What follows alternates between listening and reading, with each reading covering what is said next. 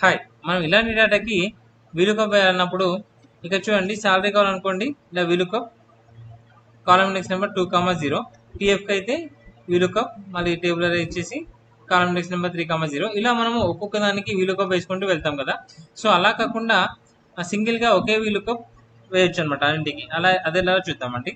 నేను ఇది డిలీట్ చేస్తున్నాను.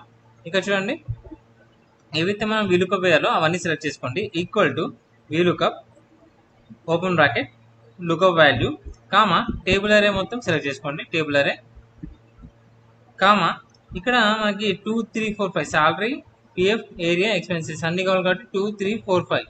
సో దాన్ని ఫ్లవర్ బ్రాకెట్లో ఇవ్వండి.